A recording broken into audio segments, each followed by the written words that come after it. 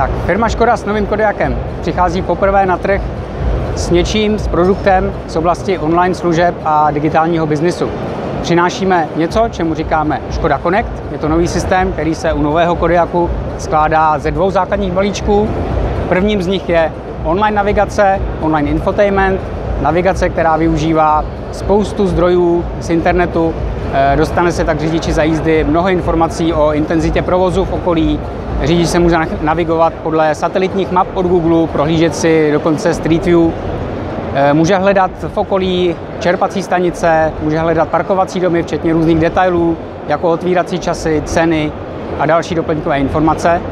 Počasí, ať už lokálně, anebo v místě, kam máte namířeno, to znamená v cíli, kam je nastavená navigace a spousta dalších věcí, které ta navigace online umí.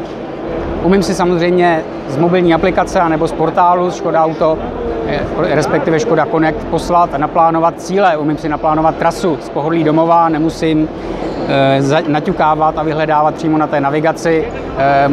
Můžu si dopředu naplánovat dovolenou, po případě služební cesty na zítra a tak dále. To byl infotainment online.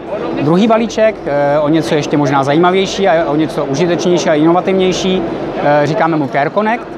A systém Care Connect v podstatě se skládá ze dvou takových podbalíčků. Prvním z nich je mobilní aplikace Škoda Connect, která umožňuje spoustu zajímavých funkcí.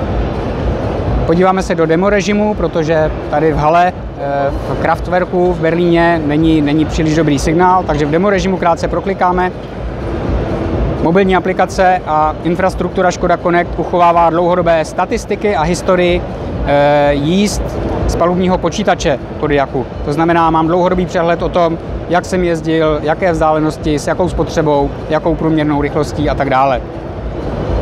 Můžu se podívat na aktuální stav mého Kodiaqu. Vidím, že auto je zamčené, má zavřené dveře, okna.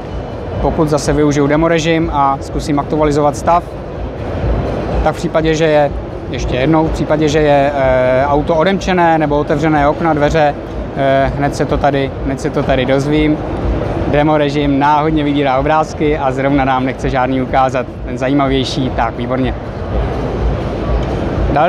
Dalším statusem, který mi auto prozradí prostřednictvím mobilní aplikace, je dojezd, obsah paliva v nádrži a základní servisní informace, za jak dlouho bych měl vyrazit do servisu na pravidelnou servisní prohlídku. Samozřejmě v aplikaci najdu, kde je auto zaparkované. To znamená, velmi jednoduše ho najdu, můžu se k němu nechat navigovat, pokud bych ho snad nemohl na nějakém nepřehledném parkovišti najít. Na dálku můžu auto rozblikat, popřípadě i rozhoukat. Tak, to jsou ty statusové informace o tom autě. Aplikace má mnoho dalších funkcí, já bych zmínil především tady Destinations, což je zase funkce, kterou jsem zmínil. Krásný příklad, jsme v Berlíně, podíváme se, kde je Braniborská brána. Chci se tam podívat na výlet, najdu si Braniborskou bránu přes online vyhledávání v aplikaci a jednoduchým klikem cíl odešlu do auta, navigaci si cíl stáhne a já můžu bez dlouhého hledání a klikání cíle na displeji té navigace vyrazit na výlet. Tak, tolik asi ty hlavní funkce aplikace, jenom bych k tomu ještě dodal, že samozřejmě